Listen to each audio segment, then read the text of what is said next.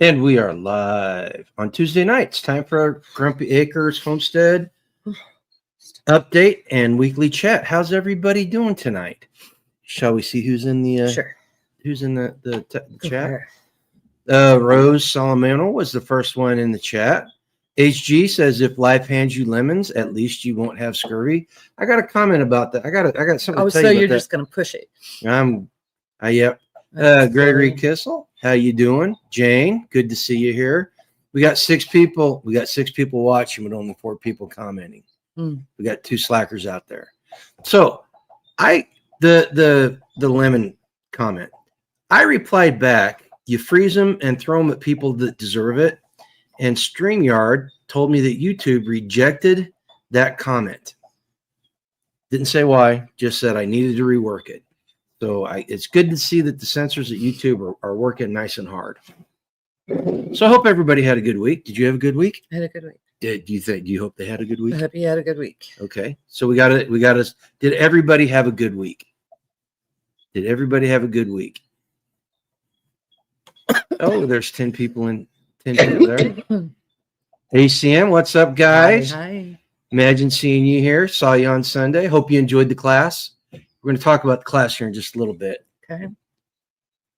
So I'm sorry, I'm dying over here. Why are you dying? There's ragweed everywhere, and I can't breathe.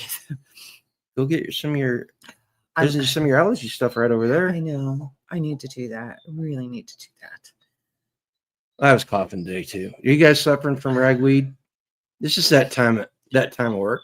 And it doesn't help that it's windy too. That makes it worse. Gregory says busy and okay. Good. Yep. So we had a busy week. You want to tell them about the big thing that happened this week? Hey, before we do, let's go chronological order. Did you guys get a chance to watch the live we did with Kentucky Sustainable Living? Oh, yeah. Shelly and Jason. You know what? That's the first time we've been on somebody else's live stream in a year and a half. Oh, I don't know that long. It's been a while though. It's been a while. Well, I was on All Americans. You were doing that, but you quit Rescues. Well, yeah. I had a lot of fun. I really enjoyed being on there. I was surprised. I was surprised that it went as well as it did. If you haven't watched it, it's about bartering and why it's necessary and why you want to do it now before you get done. And it was just, we had a really good time. I was really surprised. Pleasantly surprised. Pin the date for November 10th, 7 p.m. Not telling you why. Banana and Speedos. Rose was there. Kind of scary that was her takeaway. That's kind of scary, Rose. Really scary. Hey, Starla. Hey, Starla. Hope you're doing well. Hope hubby's doing well. But yeah, we had a lot of fun, and honestly, it wasn't a lot of good information got passed. I really think it was beneficial to somebody that's new to it. I think so. The rest of the week, what'd you do the rest of the week until Sunday? Worked. worked. Well, Saturday wasn't really work. I don't care what you did. I don't care what you do at 9 to 5. What'd you do around here? Cooked. Why were you cooking? Well, I needed to get ready for the canning class. See, we have to pull this stuff out. We have to pull it out of her, people. Yes, she was cooking. She made messes every single night. Mm-hmm. What did you cook? I did white chili. Oh, I should have worn my medal. Oh, I'll get my medal. No, okay. I will hand the medal when it's time for you to tell the story. So tell them why you were cooking. So I did a white chili for a chili cook-off for Saturday. And then I was cooking because I needed to get a bunch of sloppy joe done. And we got I had the soups done. And I had to get, what else did I have to do? What did we do? Oh, and I did apples. I processed apples. I'm so tired of processing apples. 10 gallons of apples. Was it that? No, you got me 3 buckets. No, I got you 2 buckets. I sent you another bucket for applesauce. No, I did 2 buckets of the. No, you only did sure? One. Positive. It doesn't seem like there Hey, was as Carrie. much applesauce as what there was of the apple butter. So anyway, I got apple butter coming out my ears, but it's good. Did you see that there was a lid that didn't set? So there's a jar of it in the refrigerator. Is there? Great. I'm on carnivore. Okay, there's a jar of it for me in there. You can have it. And then anyway, so yeah, so it did good. And then for Sunday, Hold on. Chronological. Saturday. That is. Saturday was the chili cook-off. Stay focused. So stay focused. Stay focused. So Saturday was the chili cook-off, and it was really funny. Why was there a chili cook-off? Oh, because we had the fall festival. Hacks and Gypsy's Lovely Bride, they organized the fall harvest party. Yes, Patty did an excellent job. Did a fantastic job. Excellent job. And so we did that. There was a hayride and apple bobbing and pumpkin carving. Hacks spent an entire week trying to get an old John Deere hay tractor fixed. I mean, literally, it was nothing but a frame and 4 flat tires on Monday. It looked good. He busted his butt. The only thing that needed to be done was painted. Right. Painted that expensive John Deere green and yellow. Right. And then the wagon, he rebuilt the wooden wagon. That was pretty cool. Yep. And so it was officially on, and they did an excellent job. It was a lot of fun. We had a good time. No, okay. Now you want to tell them the chili? Tell them about the chili. So I totally did not see how the judging went, but we were all tasting it. And so I figured because Patty and Lou were in charge that they were the ones that were judging it. And so it was funny because out of 2, there were 1 that won and 2 that were tied. So the second and third place originally were tied. And then first place won, which I find super hilarious because it was a pumpkin chili. Well, Mr. Hacks made the pumpkin chili. And so I'm like, this is totally rigged. Totally rigged. Totally rigged. And it was totally rigged. I said, well, if I slept with the judge, I would have won first place too.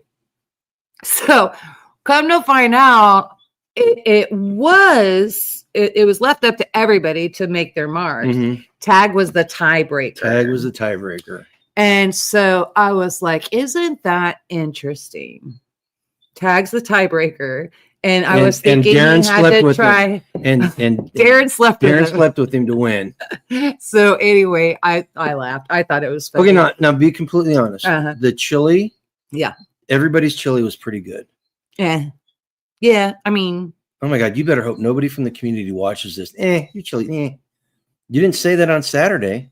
So there were 1 that was too sweet. Cindy, Adam. 1 that was too tomatoey. You guys are watching this. You're hearing this, right? Look, they're going to drop dimes on. I mean, I'm totally saying I can be on. I'm blunt. I thought they were pretty good. And so everybody gave it their all. Everybody's just got different styles in the way they make stuff. Yeah. So that's it was a preferential thing. And so it was. So I'm sitting there. I'm tasting the chili, and one of the community members, Jet, is standing there next to me. And I taste this chili and I get another bite and I go, that's got beer in it. And she gets this really weird look on her face. And she goes, how did you know that? And I was like, you can taste it. And I apparently, out of everybody that tasted the chili, out of about 30 people, I was the only one that figured out that there was beer in it. And I told her later, I said, you're making me feel really self-conscious here. Am I that big an alcoholic that I can taste the chili and the beer? I think it's just because I cook with beer all the time and wines. Well, and I drink liqueurs. It all the time. Well, so no, but I liked it. The food. The food was phenomenal. Yeah, the food was really phenomenal. Yeah, there were a lot of kids there. There were probably, what would you say, 15 kids there? Okay, so backtrack 1 step. I was a little disappointed. It was overcast and it was windy and it started spitting rain and it was fall weather. Fall weather finally kicked in last weekend. Saturday it was nice and toasty, and Sunday it finally got chilly. Mm-hmm. And Lynn's in the house too. So Leonard. But a lot of people didn't show up. I was kind of disappointed. We only had about maybe a third of what was there in July. But you made the point.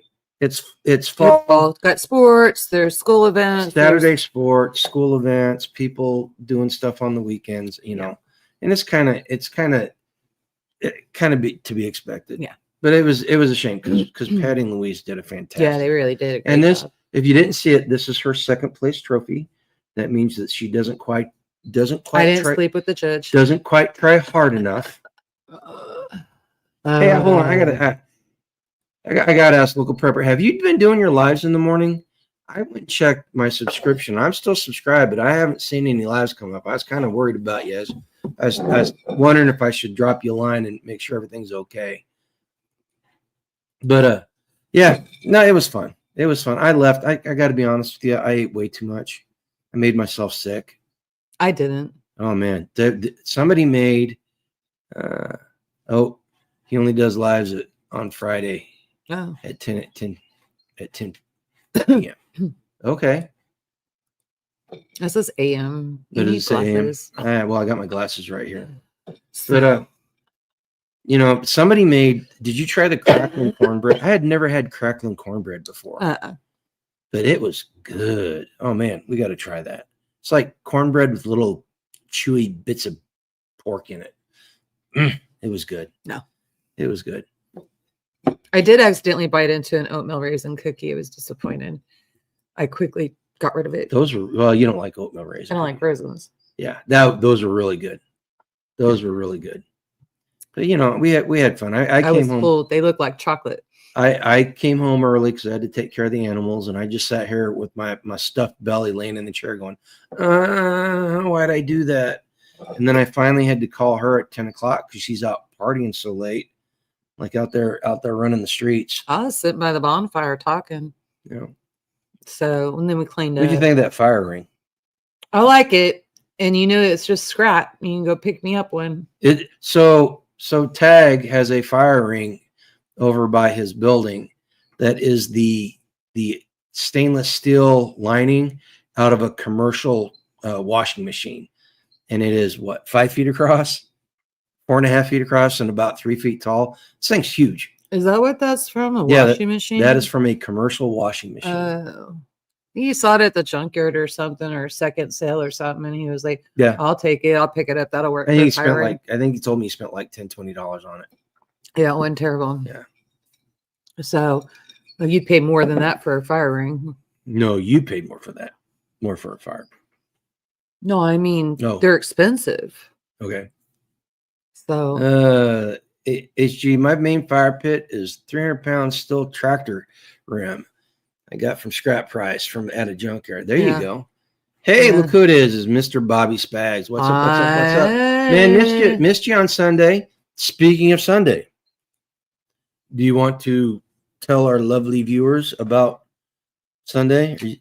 So I did my canning class. I told you how we were going to do the canning class. So I went out to MWPP, Midwest Preparedness Project, and we had a lot of people. We had somebody drive from Illinois to get to that class. Came from Springfield, Illinois. To see the class. And well, hold on. Now we have to explain that.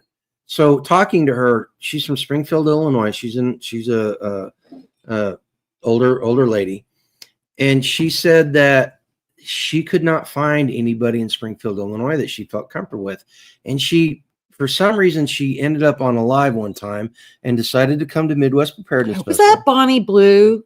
No, that's not Bonnie. Bonnie's from Missouri. Okay. But so. She came to the Midwest Preparedness Festival in when we had August, whenever it was, September. I don't know when we had it. This last one. September. And she literally sat in the front row of my milk processing class and knitted the whole time. And she had some very good questions. Mm-hmm. And she was in the class. And so she, it just goes to show you, if you're looking for a community, you can find it in really unusual places. Right. 10 is late. My gosh, we're getting old. When I was counting, according to my lady, I didn't even pick her up until 9 on a Saturday night. Yeah. Lynn, that was a long time ago. Not a long time ago. Long time ago. But she was there and she was there. Okay, going with the story about the class. No, I mean, if you want to take it over, go right ahead. Well, no, we got to give them the details. So if you wanted the details, then you should have paid for the class. And online, you could have watched it. We had 14 in there, I believe, online, and then Did we have that 30 in person, something like that. And then, so we had 10 that said they were coming but couldn't make it. Mhm. So not a big deal. I know what happened to one of them, and then I know what happened to the other. So I know what happened to two of them. So not a big deal. But no, we had a ton of fun. So if you got to catch it, great. If you didn't get to catch it, I don't think it's too late. I think you can still go to Midwest Preparedness Project. And so we did it behind the Patreon wall. So you can just pay your $5 and watch the class, and then get the information and the answers to questions and all that. And everybody, you got a lot of feedback about the class. It's all positive. I'm gonna say we sometimes, because they made me get up towards the end, and while we were talking about sourcing food to can, but she did most of the work. You did the heavy lifting. I'm sorry. She did most of the talking. I did most of the heavy lifting. Yeah, actually, you did the heavy lifting. I didn't do all. You didn't do all of it, but you did a lot of it. Did more than I should have. Let's just put it that way. Well, I mean, I worry about people taking the class and what the liability would be on Midwest Preparedness if somebody got burned or if somebody got cut.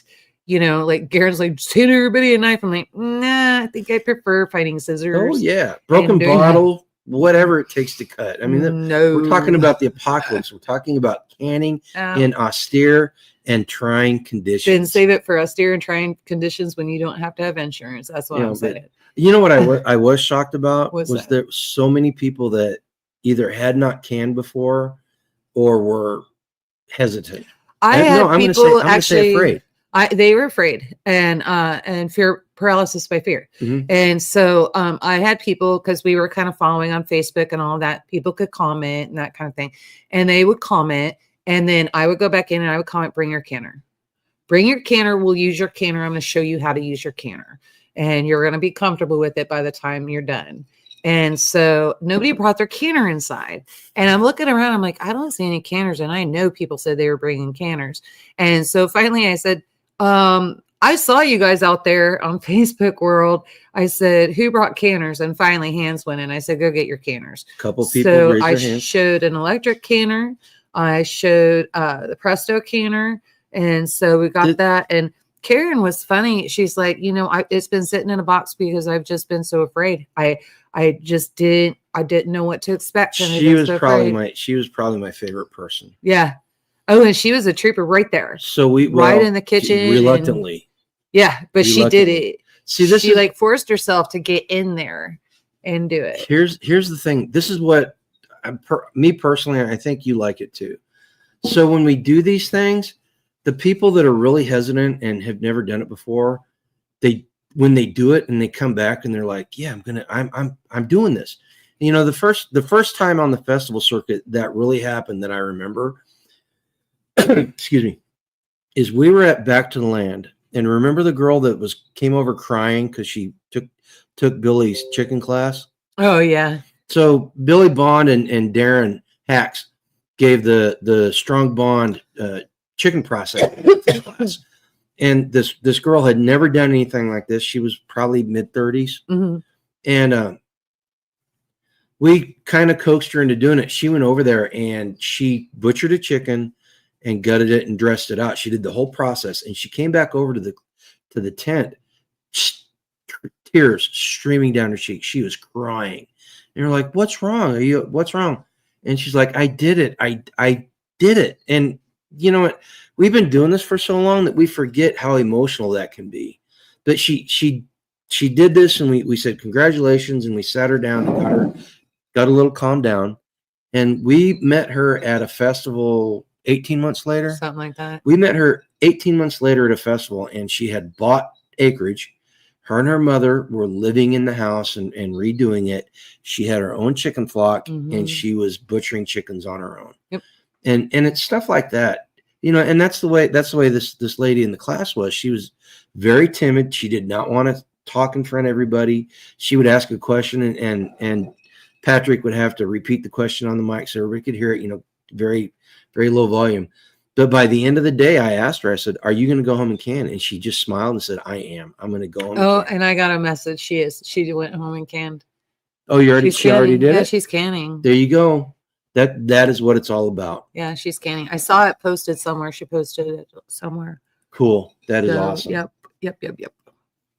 And then, oh my gosh, like my favorite student. Is it okay to have favorite students? Like, I'm so excited. I had a 13-year-old in my class. Mm-hmm. 13 years old. And I'm like, why did you want to do this? And she's like, I want to learn how to can. And I'm like, really? Oh, she was in there too. Oh, she was in it. She was all in it, pulling cans, everything. And, just did an excellent job. And so come find out they're neighbors. And so they're neighbors. Are they neighbors? Yeah, they're neighbors. So we're going to do some girls' days and get her canning and doing all that. Yeah, I told her dad and her mom that I am not liable I'm not responsible for any corruption that happens when she's with you. I don't think her mom was there. Her mom gave her ticket. No, mom was going to take the class. Mom had the baby. Oh, I don't know. Yeah. Anyway. But, and I was teasing at the end of the day. Well, I was making the comment to him as they were walking out to the car. I said, they don't teach home ec anymore, that you will not learn this in school. Mm-hmm. And she's homeschooled, mm-hmm. which makes perfect sense. Mm-hmm. I was like, okay, you took a canning class. You can use this towards it's school credit. Towards school life credit. Skills credit. And then when she comes over here and we do stuff over here, it's also school credit. So she'll get to do that. Aaron M75 says it's okay to have favorites for homesteading. Okay. All right. And I'm like, she's in it. She's like, I want to learn. She's like, I'll come pick those apples. I'll climb the trees and get those pears. I'm like, dang. So I might just get her and Killian out here. They can help each other climb, and then get Fee and Amber. Well, we got all the red apples off the tree. Well, there's some at the top. Well, we gotta get those green ones out. Those are good this year, and they're big. We got a Granny Smith tree that we trimmed up last spring. Huge apples, big apples, and they're more sweet than they usually are. Mm-hmm, they're good. Usually they're extremely tart, but now this year they're pretty sweet. Yeah, really, really good. So we get those down because I need to get apple pie canned up. Because apple pie filling. Are you going to be able to do that this weekend? I'll get out. Where am I going to be this weekend? Oh, yeah, she's not going to be able to do it this weekend. I can still pick them though, can I? I have to go to the deplorable state, California. Yeah, I'm going. You want to though? I want to. You want to. Not. I wish it wasn't in California, mm-hmm. but it is. So I'm gonna have to suck it up. Luckily, I'm. Well, you got to tell them what. You got to tell them. Luckily, I'm flying into Palm Springs, and then I'll fly out of Palm Springs, so it's not a big deal. And she's renting a Lamborghini to use while she's in Palm Springs. Did you get my itinerary? Did you? Yes, did you print it? Okay. That's why I know it's a Lamborghini. You're so full of it. Lambo convertible. It's a Toyota Corolla, dude. In its manual. Did you see that? I saw that. I mentioned that to somebody at work today, and he made me realize that I really wish I was going to be there to see that. I just figure it'll be like a little when I get out there. But I know that my grandfather and my grandmother are going to be in the seats in spirit with me, and they're going to be laughing their butts off. Well, when's the last time you drove a stick?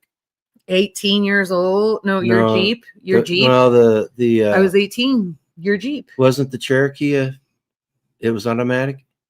So that would be. Remember, that's how the transmission came out. That would be 1989. No, I was like 18. I don't know. When did we go to Washington D.C.? 90. So she hasn't driven it. She hasn't driven a stick since 1990. It might have been 1991. But yeah. So it's gonna be. It's before. I remember clutch stop, clutch gas, slowly let out. I remember we're first, second, third, fourth, and then fifth. I'm buying you a dash cam to put on there. Reverse is back here, and so like it'll be interesting. I'm not gonna lie, I'm kind of hoping that they upgrade me when I get there, so that it won't be a big deal. But Len says Palm Springs shouldn't exist, but it's a fun place for a few days. I'm gonna say this: the last time we were there in But I won't. I'm flying into Palm Springs. I'm not going to be in Palm Well, even Springs. then, we spent a night an evening in Palm Springs. And when did we go see your grandmother? 2001, I don't 2002. remember staying in Palm Springs. We didn't stay. We with didn't Grandma. stay, but we left the kids with your grandmother. And yeah, because we went with Elizabeth yeah. and Brian down to Palm Springs that day. But anyway, back in the early 2000s, Palm Springs was not what it was. That weekend you had that blood clot. In the 80s. Yeah. It would have been 2005 then. Yeah, because when we went out there when we were young, Elizabeth was still a teenager. Because remember the Marine that was hitting on her in the theater, and you got in the way, and you were like, this is not happening. She's underage, and all that. Kind of find out later it did happen, and that's where Marcus came from. I blocked him and kept him away for a little bit. I know what Marines are like. And then we left town just a bit. So she ended up with the Marine. Anyway. Well, me and a couple of guys drove up from Yuma one time and spent Halloween night in Palm Springs. Yeah. That in the 80s. That was a fun time. I'm not it's just totally different now. I'm just going to be at the airport and then try to make my way out of there as fast as possible. And the thing is, take your neck brace for on the airplane. No, for driving the manual. Oh, right. And then I was like, why do I need it on the airplane? So then I got to go check in the hotel in Yucca Valley and then find my parents and then figure out where everybody's at. That I may just crash in the hotel for that night. I don't know. And then my daughter shows up on Friday, our daughter, and her granddaughter. That's what I'm excited about. Yeah, I'm jealous. And you can come with me. No, number one, can't afford the extra ticket. Number two, somebody's got to stay here and take care. If you'd have come with me, we would have drove and gotten the table in the curio hedge. Skane says she'll make that trip with me in the spring, but I got to talk to Dad about it. Take her truck. Her truck will probably do a lot better than ours. Oh, mechanically, our truck's good. You know that. Oh, no. It ain't pretty. I'm not gonna lie. I'm not gonna lie that the new truck ain't pretty. It's a farm truck and it looks like a farm truck. In fact, it makes a statement. It says, "I am a farm truck." Yeah, but then I got to go up in Yucca Valley, and then I've got to go over to Josh Tree. There used to be a monument store. I'm guessing there probably still is. And so I'll go to the monument store and see I'm supposed to look for a cactus back scratcher for Casey. Yeah, it's like a cactus and it's got spikes and it's a back scratcher. It's on a stick. And that's what she would like from the desert. I'm like, okay, that's totally weird, but I'll check it out because it's you and it's weird. So I could come back with a cactus back scratcher. Gregory says, just remember how to feather that clutch. Mm-hmm. Hey. So the whole story behind that, my grandfather is the one that taught me how to drive a stick shift at the age of 12. We were coming back from the dump and he's like, you want to learn how to drive this? And I'm like, yeah. Tell him what you were driving though. The dump truck. Oh, was that it wasn't the fire engine? Not the fire engine. Okay. Yeah. No, I was driving She knows how to drive a fire engine. And so no, I learned on the dump truck. The truck we would load everything up and take to the, it was a pickup truck, but I think it was a Datsun. It wasn't like a dump truck like what you think would go to the dump and that kind of thing. Well, for a 12-year-old kid, it's a big truck. It was a big truck. And so he's like, you want to learn how to drive? I'm like, yeah. And so we pulled over, it's all dirt roads. We're all on the desert. And he's like, all right, get in. He goes, you do know how to drive a stick shift, don't you? And I'm like, sure. I watched Mom and Dad drive. And he's like, okay. So I did all right, getting it started, getting it into gear, and he helped me out. And I turn on the road and Smoke is in the middle. Grandpa is in the driver Smoke is the dog. Passenger side. And so Smoke was half coyote and half German Shepherd. He was like the coolest dog in the world. And so I go barreling around the corner and he's like, now you know how to stop, right? And I said, yeah, you just push the brake. And before he could say anything else, my grandmother comes running out because she sees me driving. She says I was doing 35 miles an hour coming down the driveway because it was like a circular driveway on the acreage. And so I came up and I was doing that and I hit that brake and poor Smoke went into the windshield and Grandpa went forward. Grandma's yelling. All we can hear is her screaming at Grandpa. And Grandpa looked at me and he goes, have you ever had a beer before? And I'm like, no. And he goes, this is a good time to start. Oh, so I know who to blame for that too. So we went in and had it over here. So that's why I'm saying I think it's comical that I didn't do it on purpose. Total accident. I absolutely missed it. And so until he went back and confirmed, and then I was like, "Oh crap, that's a manual." And fast forward, not too much into the future. She may or may not have driven my CJ7 multiple times when I was too drunk to drive. I drive it all the time. So anyway, but yeah, so no, I became good at it. No, you were extremely good. Yeah, I became good at it. I it'll be some warm up, but it'll be fine. Yo, you know what? It's like riding a bicycle. Hey, put a 1 in the chat if driving a clutch is like riding a bicycle. Just you get back into it and it becomes very easy. Yeah. I know for me it was. I'm a little worried about my nerves though, especially after today. So I'm kind of really hoping that they upgrade me for free, but we'll see what happens when I get there. You want a clutch. Don't upgrade. If they offer it, go as it manual. The strength in my legs. You think I'll be able to do it? I think you'll be. It's more modern now. It's a Corolla. Yeah. It's not a farm truck, and it's not the CJ. Not the CJ. Okay. You don't have to put both feet on the clutch to get it in like you had to do on the CJ. Oh my god, that was terrible. It wasn't terrible. It was terrible. Pepe was the best vehicle you ever drove. Pepe was fun, not the best. Oh, Pepe was a lot of fun. You know, you're a Jeep person when you're naming your vehicle. Even the Brits prefer a manual. Really, to be honest with you, I'm so afraid of the gas prices out there because I know they're going to be way higher than here, and I'm hoping it's going to save me some money on that. Lynn's 100% correct. It's a rental. It's a great place to practice. Right. She's going to come home and go, "We need to get a manual." Probably not. Oh, so much fun.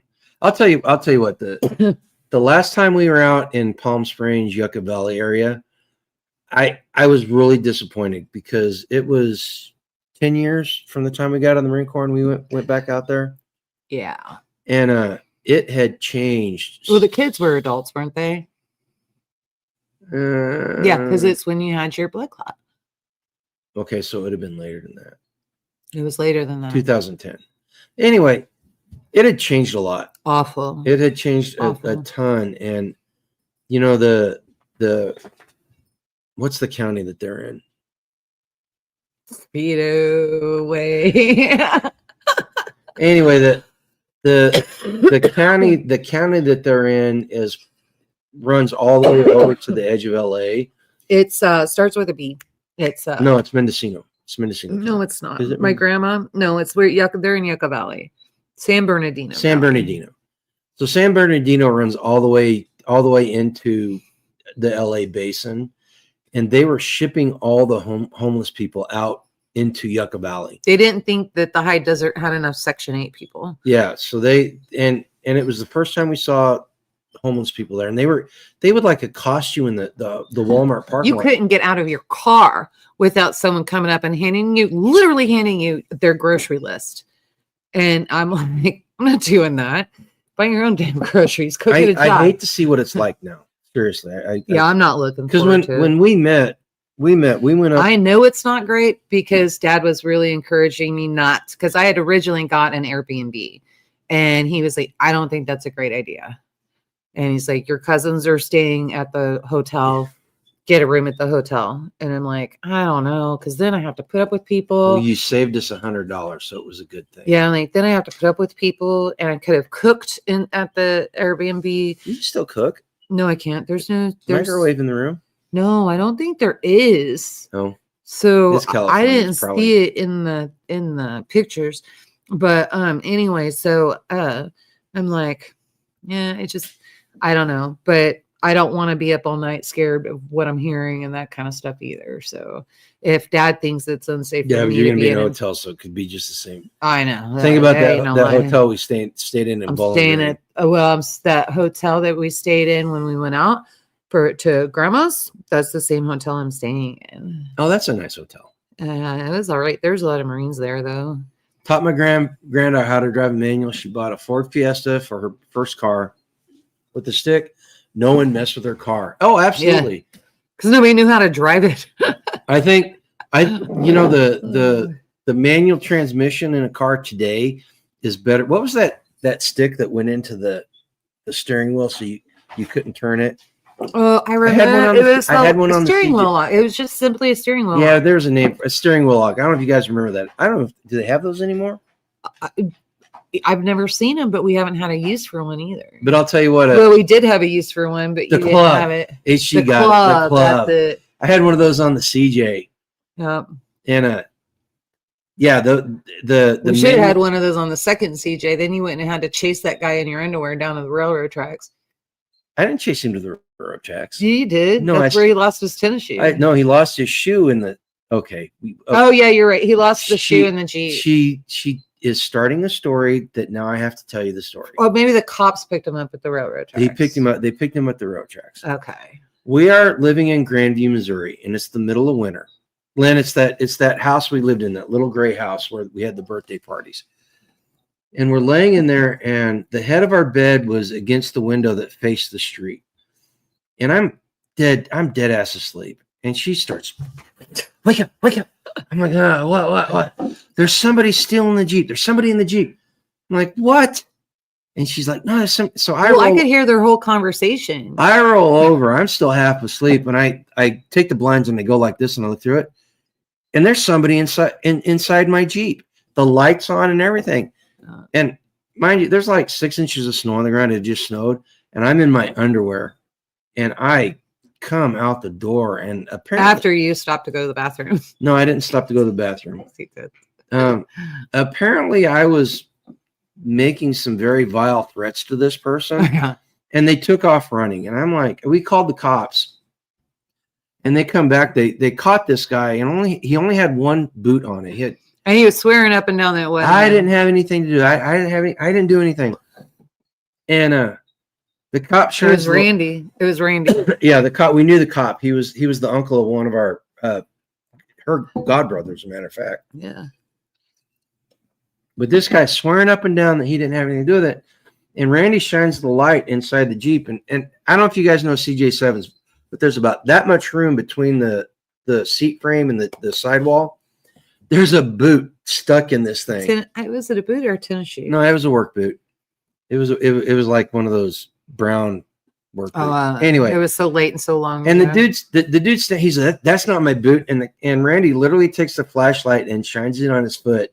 And he's got one sock. He's got a sock on and one boot. Yeah. And he goes, "Are you sure?"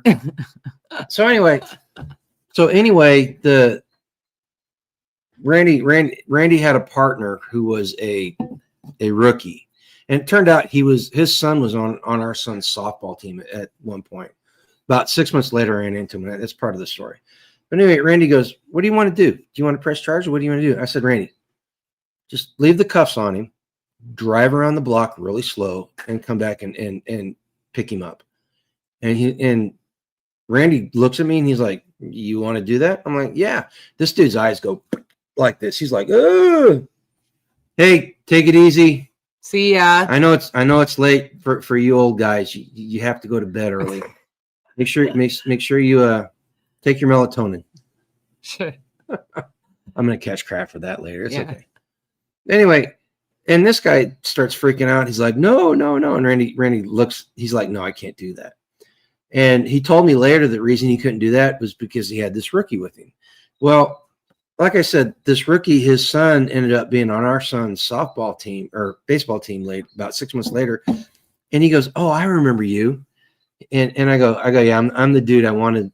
And he literally goes, "Had I known then what I know now, I would have said leave him with you." Yeah. Yeah. So we pressed charges. He got in trouble. Well, he didn't get nothing substantive happened. I don't know. Back then, you don't think so? There had to have been something. But yeah, I don't know. He's lucky I didn't catch him though. I would have hurt him. I would have hurt him really bad. Yeah, because those were the days you were still climbing water towers and doing that kind of stuff. Yeah. You were still fit. So yeah, it would have been ugly. But yeah, so anyway. Geritol. There you go. Local press. Geritol. See? Simpatico's. We're on the same wavelength. Oh my God. Okay, back to the class, back to the Kenny class. It went really well. And the Lee Summit chapter wants us to do one. We just got to figure out a time. Do you think you're going to be able to do it in November or December? It's totally up to them, and I haven't heard back yet, so I don't know. I know Okay. November and December are rough anyway, so it may be sometime next year. In January. And Okay. then, or February or whatever. And that's fine. And so we'll figure that one out. It may be that one weekend you're doing the cheese class, and the following weekend we're doing a canning class. Well, and we learned a lot. We actually learned a lot from giving this class. There's a point in canning where you've got a long period of downtime where you're waiting for stuff to cook. Is that the right word? You're watching the pot. What is it? You're waiting for it to jiggle. You're watching the pot, and the water needs to boil. And a watched pot never boils. Yeah. And so you need to walk away. So we learned we figured out that we need some material to fill that downtime. Yeah. Okay. And then with the Patrick did a great job with the cameras, but we figured out that the presentation could be set up a little bit different. Oh, you and Patrick decided that? Well, no, we were talking about it. Okay. We were talking about it. So we learned a little bit about what we need to do as far as camera work. And I don't know if we do the Lee Summit one, if they're going to be doing it on Patreon or anything. It'd be nice if they did. I don't know. This was an experiment that they were trying out. It's something that Patrick's gonna help walk us through so that we can learn it. So I can do cooking classes for you guys here. And I know he was extremely pleased with the way it went. Yeah, he was extremely pleased. And so I think if we can get that down, figure out the Patreon and all of that, we'll start having cooking classes once or twice a month. So we'll post on the community page. Here's the materials for you to get. Here's your grocery list.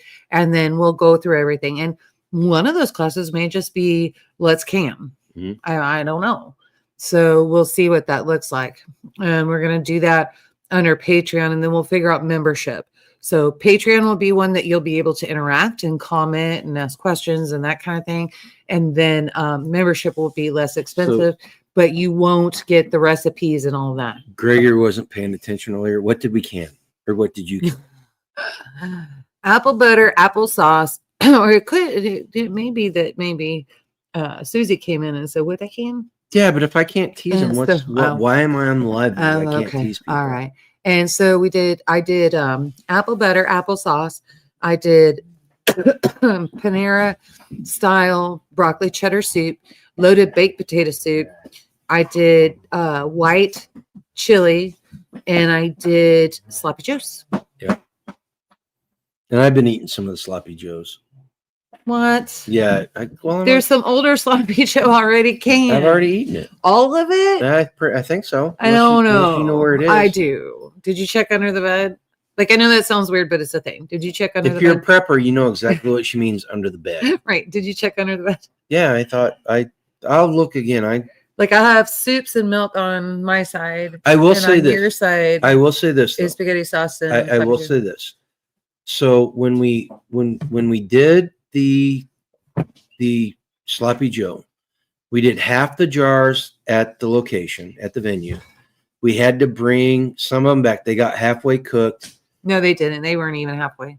Well, I had to pull. There's a difference in taste between. How do you know? Because I tasted both. How many jars have you had? I've had 2. Did you have any jars out of this case? Yes, I had one out of that and one out of the other patch. Why is there a different texture? I don't understand. No, it's not texture, it's taste. What's the ones that you cook twice have a more. No, I'm not going to say. Burnt. No. I want to know. I'll tell you why in a minute. Burnt is not the right word for it, but burnt is the only way I could explain it. Like a smoked, you can taste it. This is what happened. Yes. Okay. Here's why. Here's what happened. So that's good to know, because then maybe you just bring the time down on it. And so here's because you cooked it partially. Here's what happened. And so I had that canner already full, knew that I had to finish it here. Well, so one of the people that brought their canner there were no racks in the canner. She had never used it, so she didn't really know what it was for and what she needed it for. So it was like, okay, so I've never done this before. I've seen it done. They do it over in the Ukraine and over in Europe all the time. This is how they can. They put the dish towel down, fill it up with water and all of that. Never done it before. This is going to be an experiment. Let's see what happens. Well, now I know when you do that and you don't have a rack and you use the dish towels for the space and then do the second layer. Why are you using dish towels on the bottom? So the jars don't break. They don't jiggle and break. Yeah. And then so it's in place of your rack. And so excuse me. I'm a mess. I'm sorry. And so this is great. I'm so afraid they're going to put me in quarantine when I get on that airplane. I got to get rid of this by tomorrow. Allergies have to get better. So anyway, the towel method, it requires more water. So with the rack, you're only doing 2 to 3 inches and it's keeping it off the bottom.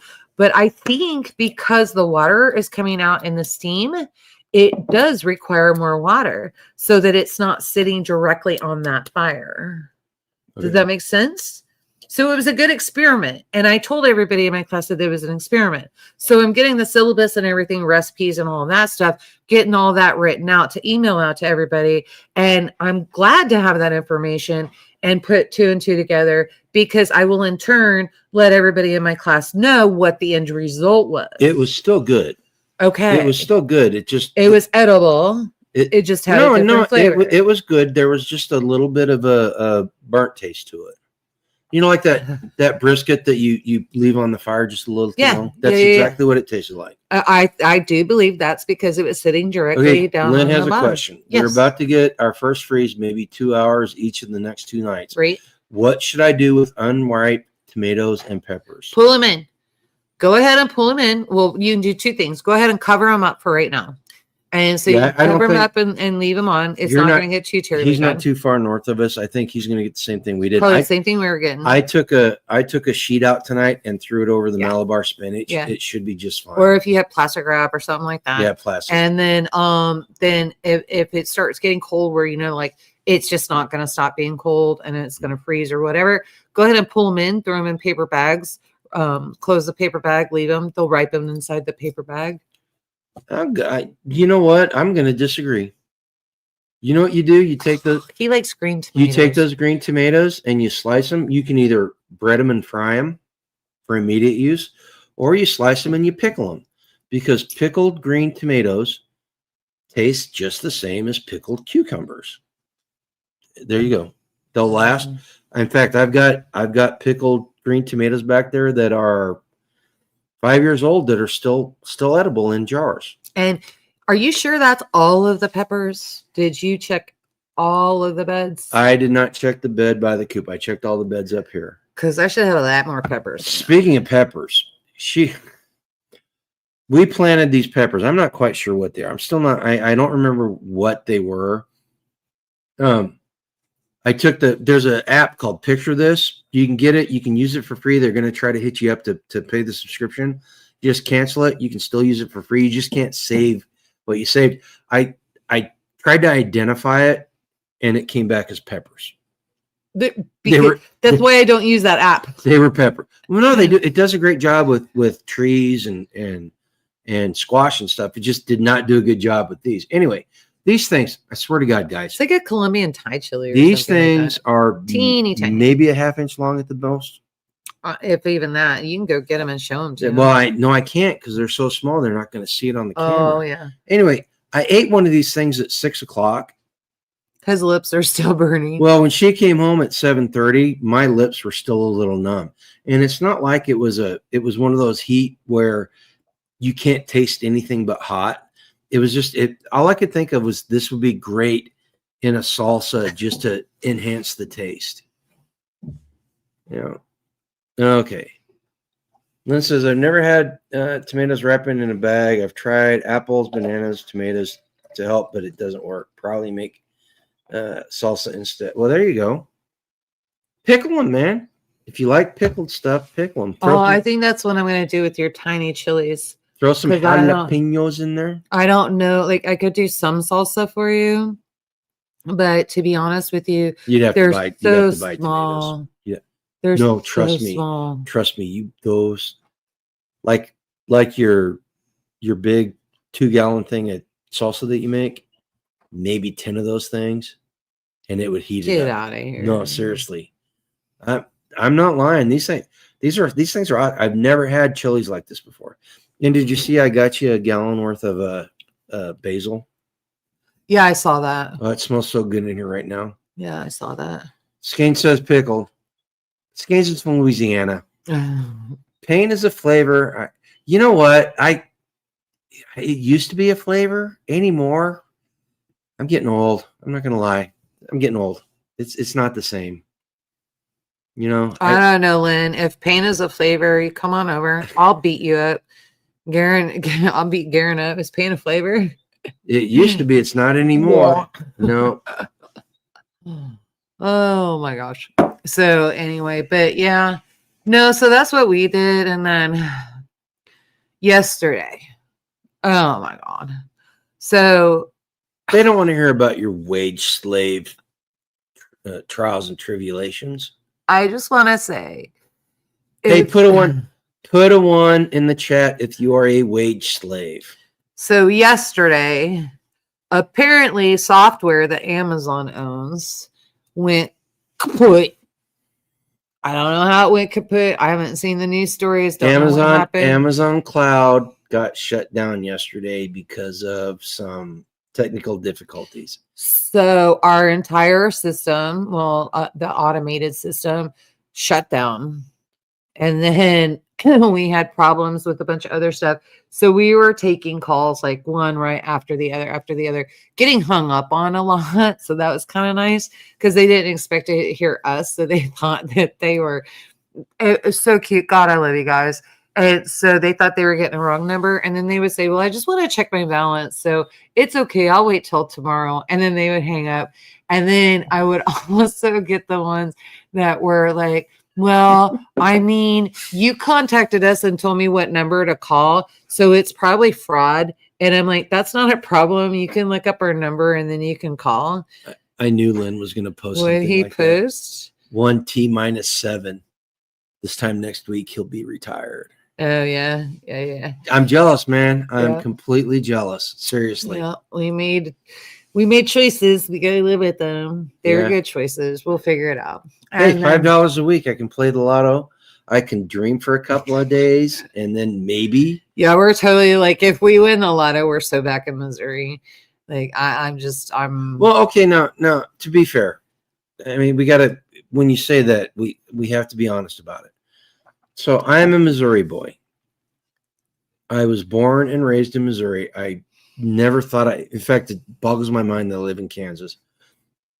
And I have learned how to seed a community. We have learned how to seed a community. I feel very confident in my ability to go back to Missouri and build the community I wish I had 5 years ago. Well, the weird part is that somehow I got tied to Pleasant Hill Mag.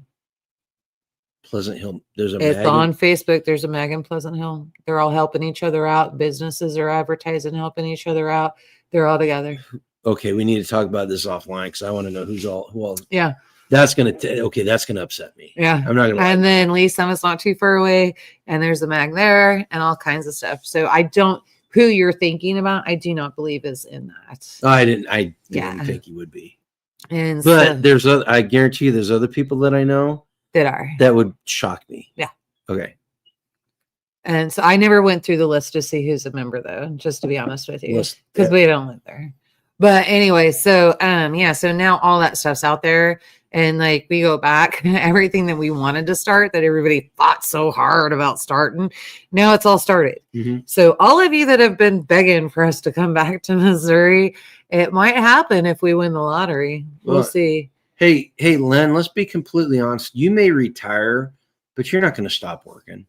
Dude, you're going to be working harder than you ever did. You're going to work harder than you did whenever you were drawing a paycheck. Yeah. But the difference is going to be you're working for yourself, which is going to make it that much better. Yep. Yeah. Yeah. Well, hey, have we got anything more? I don't think so. The only other update as far as what's going on around here is I think I'm going to do my next live on Thursday. Mm-hmm. So, okay, forewarning. I have been doing a lot of research on fascism. I had somebody make a comment on a response to one of my videos that just like was like, what WTF, seriously. And so I set out to do a video on fascism in America, and it turned out way different than I thought it was going to be. And I'm going to do a video on Thursday. The verse is probably either a 5 to 7 video series. I'm not quite sure how long it's going to be because I'm still trying to. There's some. I'm working through it anyway. It's a very fascinating subject. In fact, I was having a conversation with somebody on Sunday, and they asked me if I was chasing the algorithm, and I said, no, I'm not. I do these videos because I find it interesting. And would it be different if you chase the algorithm? Like, are you supposed to be? Well, if we want to get a bunch of viewers and we want to try to make money on YouTube, yeah, I think we have like plenty of viewers. Yeah, I would chase the algorithm, but the fact natural growth is fine. You know what? I'm going to do videos that I find interesting. So I did the homesteading continuum. I did the urban preparedness. Mm-hmm. I'm going to do this one, and I think it was either HG or Gregory that made a comment that they wanted more homestead winterization videos.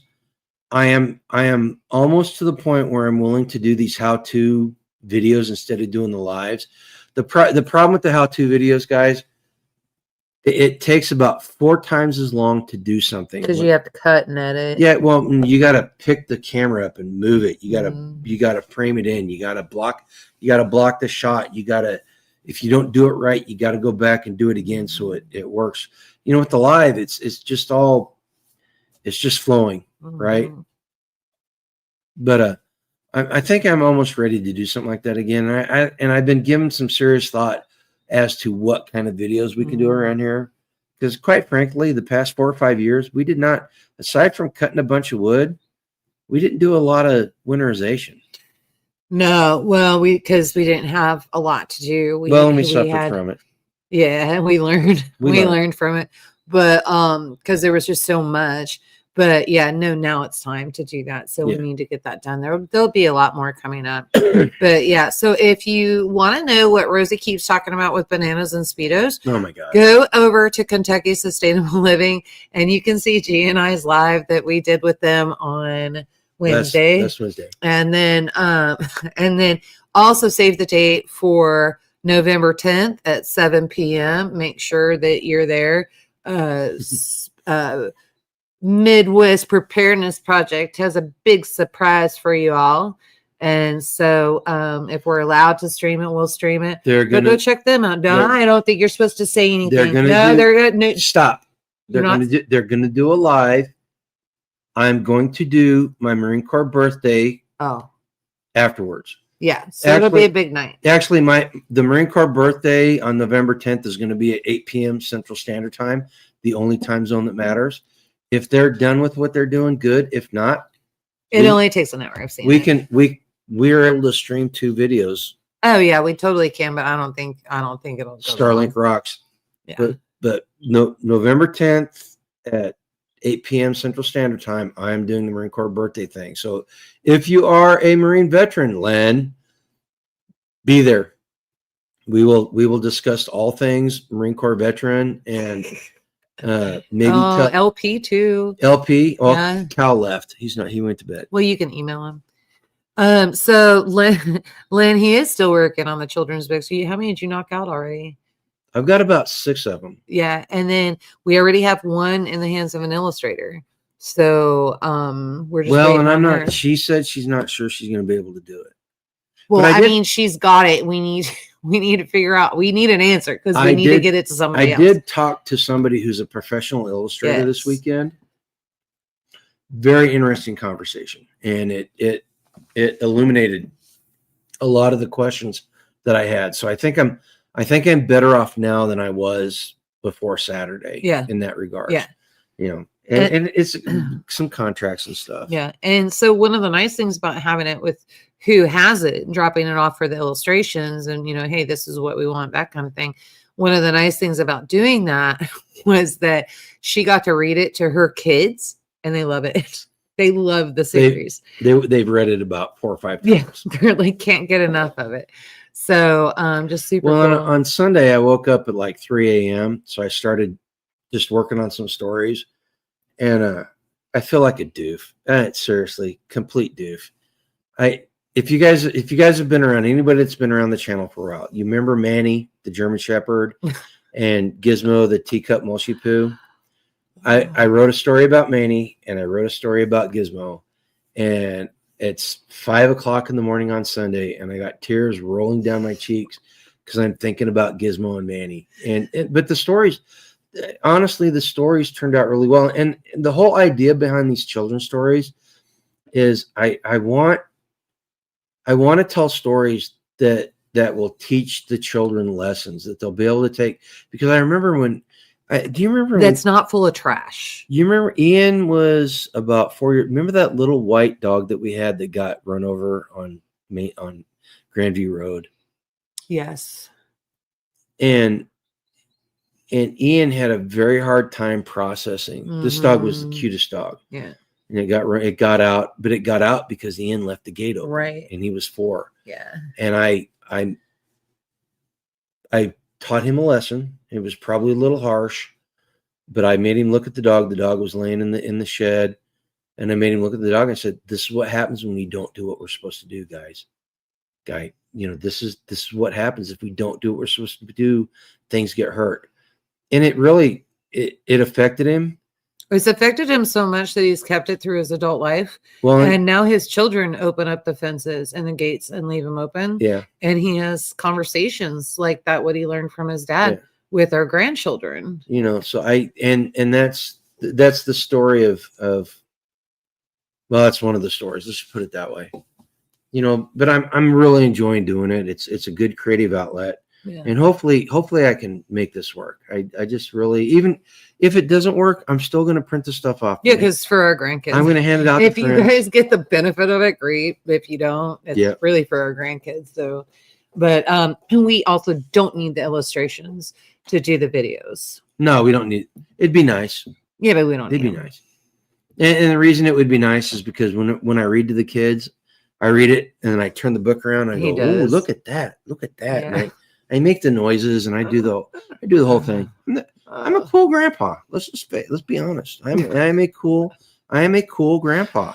All right, cool. They're gonna want it. They're gonna want me to teach them how to drive at 12 and smoke a cigarette and drink a beer.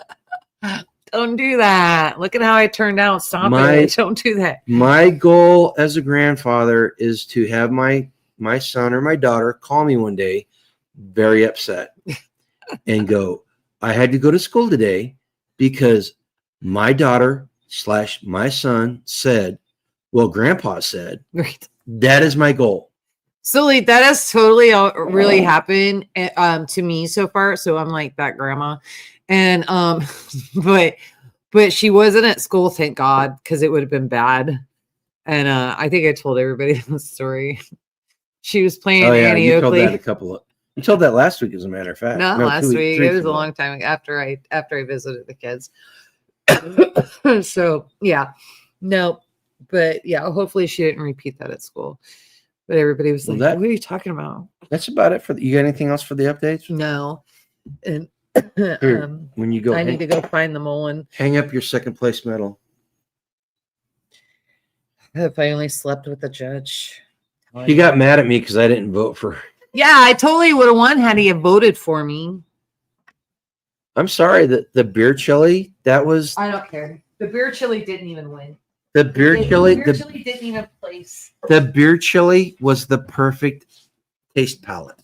You could. The perfect taste palette, and it didn't. The perfect taste palette because you could. Love you, Janelle. I'm not saying nothing about him, giving him a hard time. You could add any food to it, and it would just enhance the flavor of the food. It was delicious. I loved it. Okay, now that she's gone, we can talk about her if you guys want, but she's still in the room, so we may not. We probably shouldn't do that. Yes, I did. It's ready for use the. Okay. I like the newer. What was the newer? Oh, the beer chili. Okay. Yeah, typing's decent. Yeah, that was Jets. Susie and Gregory, hope you get over the cough. They're afraid you're gonna die. I'm afraid I'm gonna die. I'm quarantined in California. Skanes is gonna tattle. Skanes is going to tattle on you and tell the entire group. I don't care. Angela says she don't care. She just don't care. All right. The group knows how competitive I am. They won't care. So we are past the homestead update. If you're a new viewer, this is the point in time where Angela steps away and I get to talk about stuff that I find interesting, and I talk about the social and political aspects of homesteading from my perspective. Yeah, this week's going to be interesting. You know, What about your interview? Do what? What about your interview? My interview. What interview? You have an interview on Monday. Oh, yes, I do. Yes. I guess that's kind of a homestead update though, isn't it? Do it real quick. So I got an email the Friday that I am slated for an interview at 1:45 on Monday the 27th for the county planning committee. It's going to be very interesting. Apparently there were some comments made that there are 3 people interviewing, and one of them is a. Mike said it's not you. Mike said he knows who it is. It's the. Oh, is it Steve? Anyway, the comment was made that one of them is just a cursory. They're just doing it to placate somebody. There was some discussion whether it was me or somebody else. But anyway, Angela says apparently it's not me, which is cool. You know, but so I'm kind of like the dog that caught the car. Not really quite sure what I'm going to do at this point. Going in, it's only a 15-minute interview, so I'm not sure what questions they're going to ask. I'm being completely honest with them. You know, it's the commissioners asking the questions, and using the words douchebag and shithead and asshole is going to be hard for me to do, and I apologize for the language if you're watching this. I'll be honest. If I don't get it, I don't get it. If I get it, it just proves that God exists, because that's the only way that this is going to happen, is if He wills it. And if He wills it, it's going to prove He has a sense of humor, because I am going to make those people's lives a living hell. I wouldn't say that. No, I am. You're not going to make their life a living hell. The first thing. You're going to represent the people. The first thing, well, and that's making their life. That's going to make their lives a living hell. The first 2 things I'm going to do, I'm going to get a Killdozer shirt, and I'm going to get a Taxation is Theft shirt. And every meeting that I go to, I'm going to wear one of those 2 shirts. Maybe everybody said I should wear my that comment right there is why I need a gun shirt too.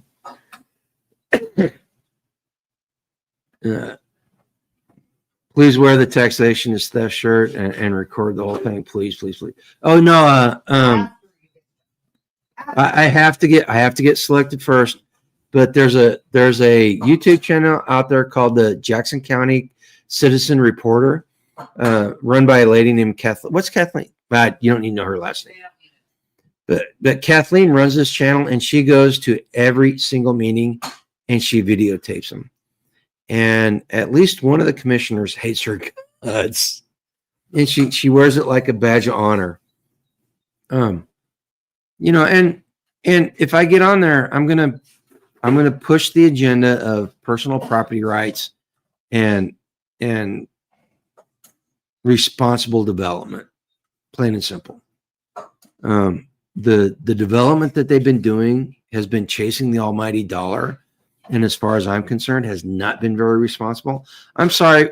Whenever the industrial solar people give you a list of this is what we want in the regulations, and you start, that's your starting point, that's wrong. These out-of-state corporations should not be dictating what we do or do not put into our regulations. And then they changed their mind. They're selling us 2,000 acres and they want 5,000. Right. Okay. Yeah, we'll talk about the solar thing later.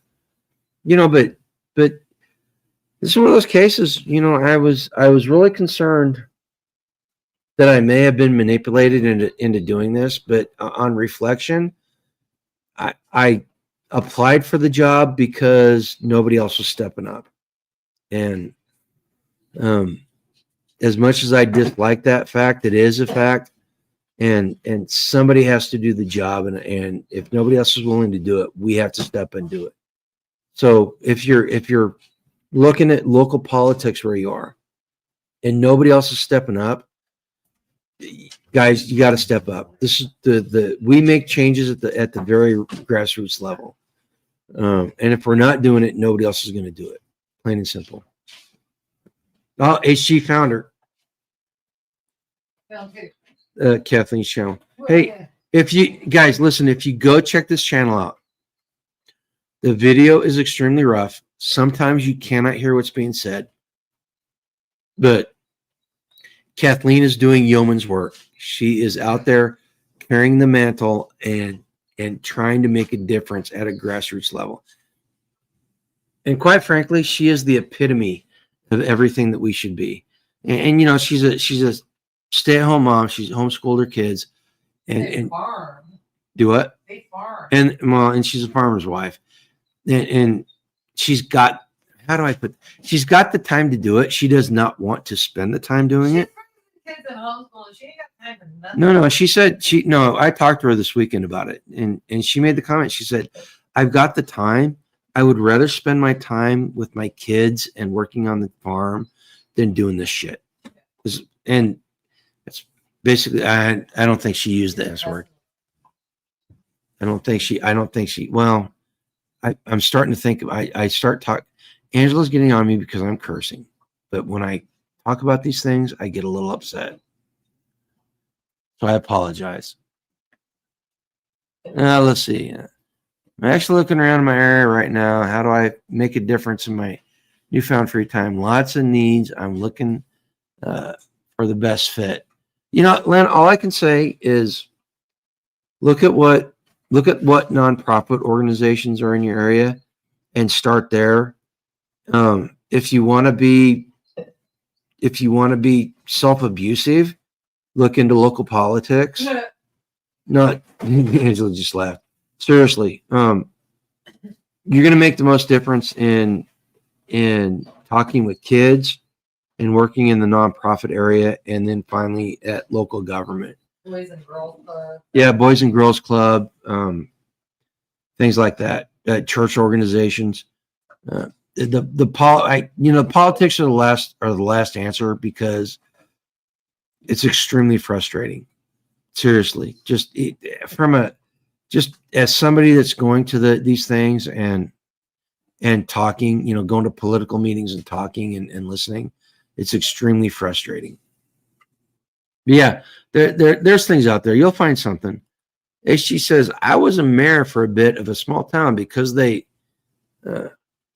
needed someone in the position, if nothing else, than to sign the checks and run the meeting.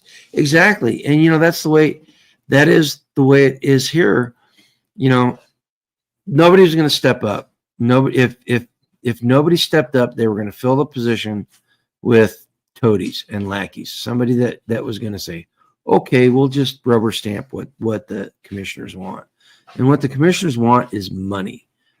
And it's extremely obvious that they do not care about the freedoms or the thoughts of the people in the county. So we have to start holding them accountable. And it says he started with animal shelters. Heart can't take what actually happens. I need to keep. I'll bet that has to be soul wrenching. Gregory, I am in a board of variances with the planning zoning board in the county I live. Good to know about what's going on in the county. Absolutely.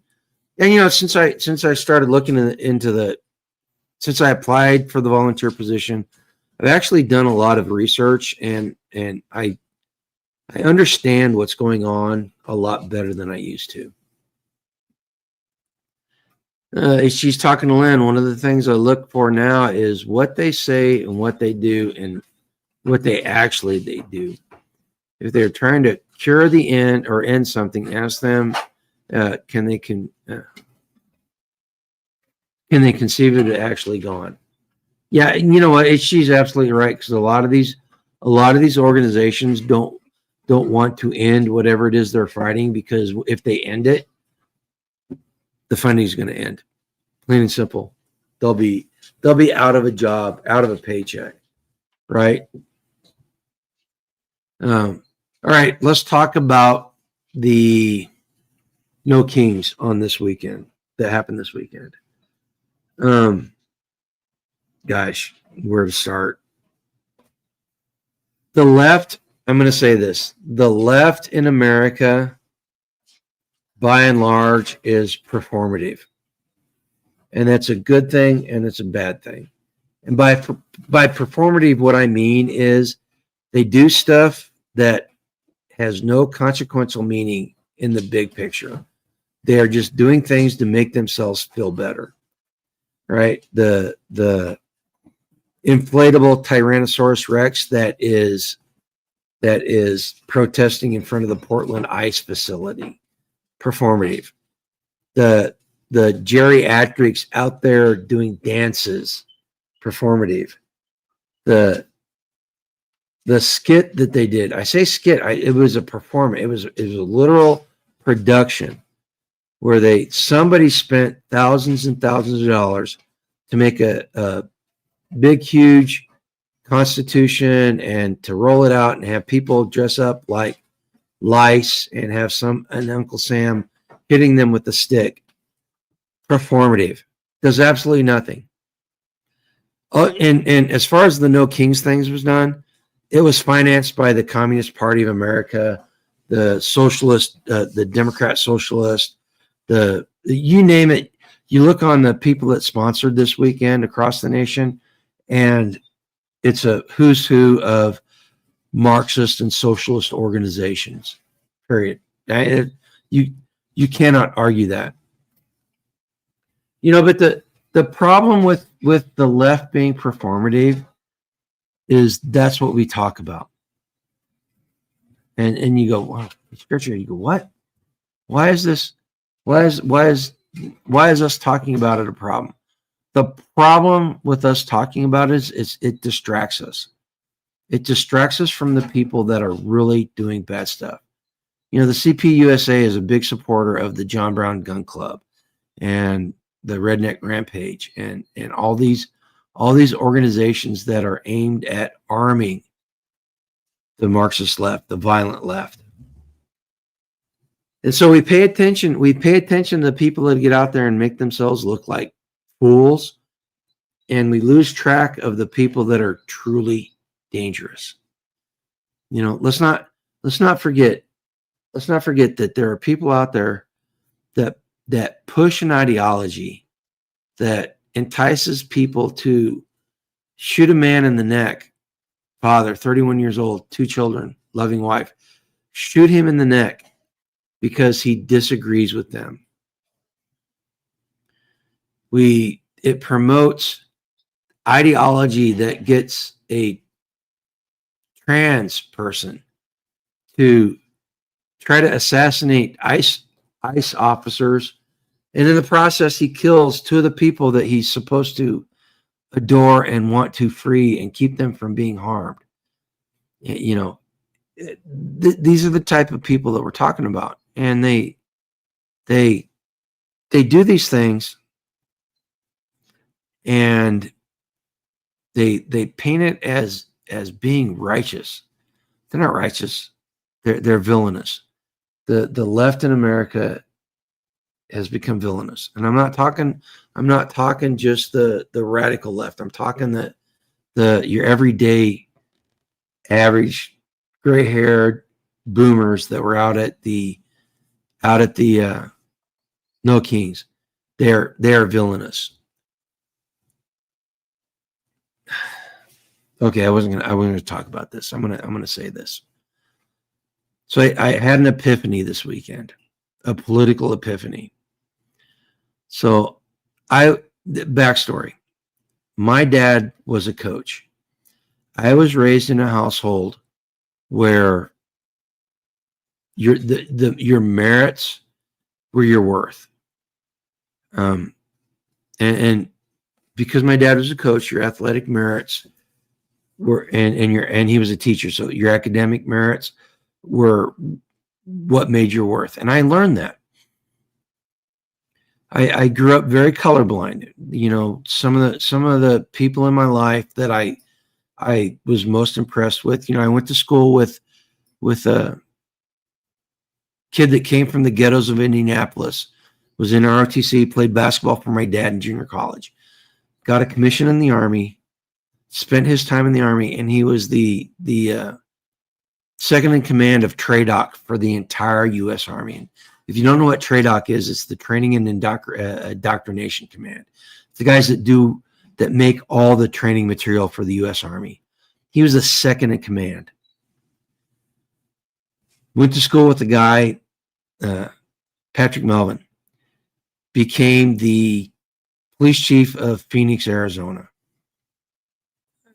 That's an accomplishment. I looked up to these guys. I was 8th, 9th, 10th grade whenever these guys went through school, and I looked up to him.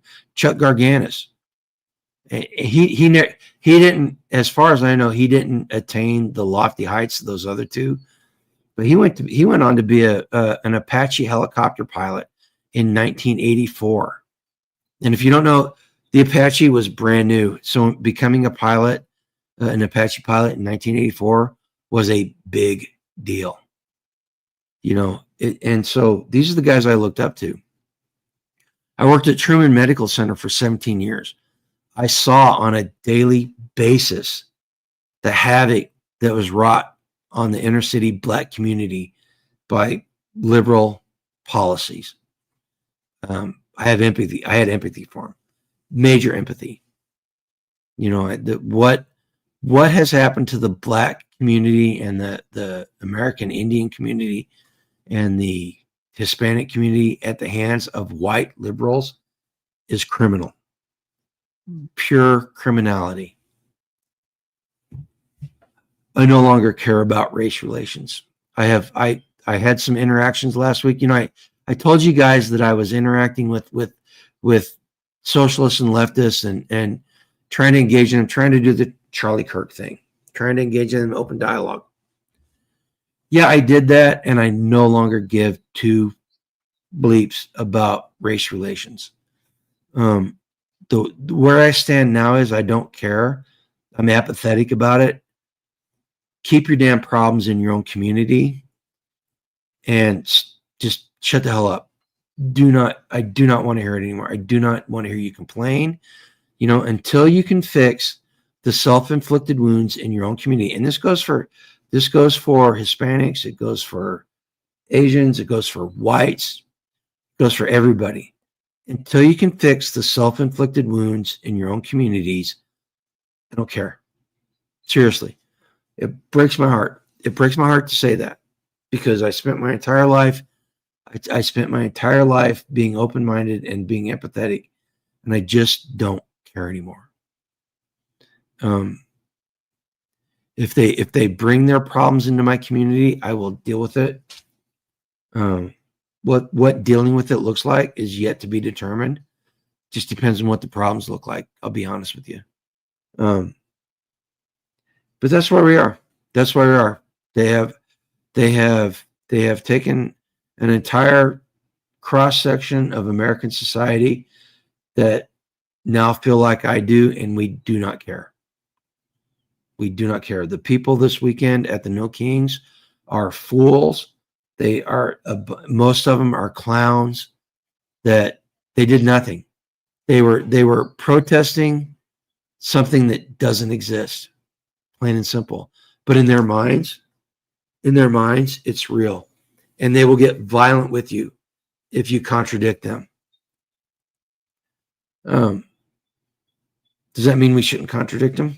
No, we should contradict them, but do it in a manner in which you're safe, because they will get violent. And I'm not talking about the radical left, the everyday leftist, the people that live in the suburbs. They will get violent, especially the women. Liberal women think that they have a carte blanche to be physical with people. And if a liberal woman gets physical with you and she wants to hit you like a man, you should probably treat her like a man. I'm just be honest with you. If these people want to get physical, treat them with the same thing that they treat you like. HG, every solution starts in one's own house, so to speak. Oh, absolutely. That's one of the things that we I'm going to use the word preach. It's probably not the right word. That's one of the things that we preach on this channel is change is going to come from the individual level. And once you make an individual change, you can affect a community change, which leads to a greater community, and it snowballs. But that's what we do. Go, and as far as the minority is concerned, fix your damn house before you complain at me. I'm tired of hearing about how I'm a bad person because I'm white. I had an ancestor that fought with a black artillery regiment who had a bounty on his head. Had he got caught, he would have been hanged immediately.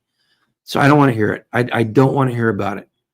I want reparations for the 380,000 Union soldiers that died freeing the slaves in the 1860s. That's what I want. I want reparations for them. And who pays for that? Yeah, that's a discussion we can have another time. Okay, Lynn says, and I'm sorry, I got a little bleak there, guys. It's just this has been laying on me heavily. First world problems, when essays ship, they'll forget them because they have important things to do. You know what? The white liberals will come knocking on your door, wanting you to fix the problem. If you've got food, they will want to take it. If you got skills, they will demand that you fix things for them. Don't do it. Don't do it. Again, this is why we need the Second Amendment, because when SHTF happens, they will get tyrannical and they will try taking what is yours. Gregory Kissel says, we all have the ability to make our problems better or worse. Our choice.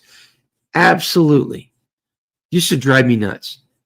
So when I'm driving to work into downtown Kansas City every day, I see these houses.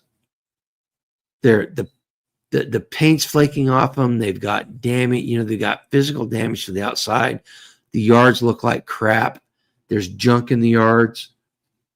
And they got $60,000 cars sitting on the street, not in the driveway, because the driveway is trash. It's sitting in the street.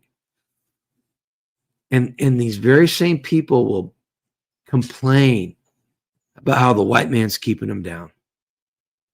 All right. And I use that as an example, but don't think white people are exempt from this.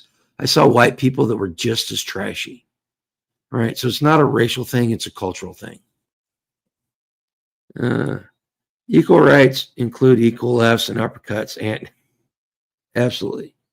And I'm not advocating violence for the sake of violence, but I am advocating violence as a means of self-defense. If it comes to the point where you are physically in danger, you have the God-given right, not the constitutional right, not the legal right. You got the God-given right to protect yourself, and do it in whatever manner you see fit, and we can deal with the repercussions on the earthly plane when the time comes. What's your problem? Hey, why are you barking like that? Morons. Apparently somebody made a noise. Angela slammed the door in the bedroom, so they lost their minds. All right, guys, listen. I apologize. I did not mean to go the route I took, but it's something. Like I said, it's been weighing on my mind for a week or so. I just had to get it off, and I also apologize because I told people about. Well, it was the week after Charlie Kirk got assassinated, got murdered. You know, we need to engage these people in dialogue, and we need to take Charlie's route. I still believe that. I also believe that at a base level, it's wasted energy because some of these people aren't going to change. The people that are going to be most violent and most radical are not going to change, and the only way they're going to change is when we defend ourselves. So you need to keep open dialogue in mind. Do it when and where you can, but be ready to reciprocate what is handed out to you. Okay, let's just put it that way. I got to couch what I'm saying here because YouTube will take anything I say overtly and use it as a bludgeon against me. Well, with that said, listen, guys, the whole key to this, is community, food independence, and modern self-reliance. This is what we talk about. The Canning class this weekend. This is about modern self-reliance and food independence. We need to work towards this. These are the goals. Everything that we do should be geared towards one of those three things. And I'm going to add a fourth one: unshackling ourselves from the system. But the first three things do that automatically. Do that fourth thing automatically. But if you can find a way to intentionally do the fourth one, unshackle yourself from the system, go ahead and do it.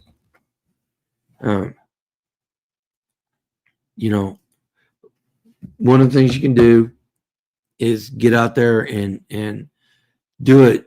Do a realistic assessment of what you have and what your capabilities are, and do not get discouraged when you're done with that, and just one step at a time. It's a huge elephant, and how do you eat an elephant? How do you eat an elephant? One bite at a time. Hey, it's All American Prepper. How you doing, man? You just missed my rant. Go back and watch it on the replay. It was pretty good. I'll give it an 8 out of 10. Let's see. Gregory says, I was really surprised there were King's Day protests across Nebraska. The useful idiots are spread throughout the entire country. And the news media will do whatever they can to make it seem like there are more of them than what there are, but they're out there, and we have to deal with them. We just have to learn how to deal with them, and we're each going to learn in our own way. Yeah, it starts at about the hour and a half mark. No, about the hour and 15-minute mark. Argentina beef deal Trump made. Okay. Yeah, Trump's doing a lot of things. I never was on board the Trump train completely because he does stuff periodically that runs contrary to what his rhetoric is. The Argentine beef deal. How is that America first? There are beef farmers in America who are suffering. In fact, the United States government came out. I was talking with one of them on Saturday. The changes in policy they're going to make in America are going to drive beef prices down. How does that help America? How does that help the farmer? Doing an Argentine beef deal, and anybody that knows the industry knows that we've been buying Argentine beef for 50 years now. Is it bad beef? No, I guarantee you. Guarantee you that we've all eaten it within the last year.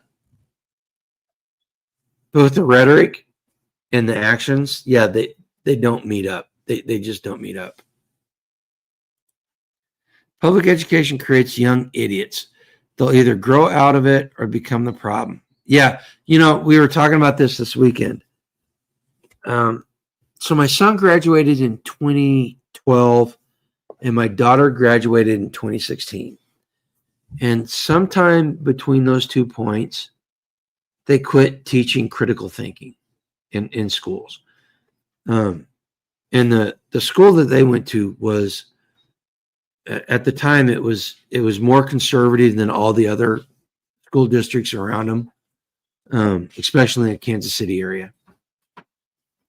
But they quit teaching critical thinking sometime between 2012 and 2016, and we saw a marked difference between the way my son processes things and the way my daughter processes things. Hopefully, well, through God's graces, that'll change, and they'll start teaching it again. Let's see. Beef prices are a problem for the consumer right now, and not as much as for the farmers. Yeah, but the only way you reduce beef prices for the consumer is if you reduce the cost of beef coming from the farmer. And that's one of the things the Argentinian deal did, because of price fixing is not the right word. Because of the way the contracts are made, the beef coming from Argentina is actually cheaper than good quality beef from America, because they don't have to go through the regulations that we have to do. Do what? I don't have to go through the regulations either. You buy it from next door. Well, and there, Angela just made a good point. If you don't want high beef prices, buy it directly from the source. Cut out all the middlemen. We just bought $100 worth of prime, good quality ground beef for the class, and that's what made the sloppy joe so good. Go create a relationship with a local rancher or farmer and get your food directly from them. Yeah, it's a lot more work. It might even cost you a little bit more on the front end. No. Well, no, some of the I can put an entire cow in our freezer for about $2,200. Angela says no. I know for sheep. And because you flip the bill. I know for sheep you pay a lot less per pound. For Angela says For my beef, I'm between $350 $450 a pound. So we're paying between $350 and $450 per pound. Let's see. All American says they quit teaching cursive writing because everyone writes it different, and a lot can't read it. They quit teaching cursive. Okay, that autocorrects a bitch, isn't it? All American.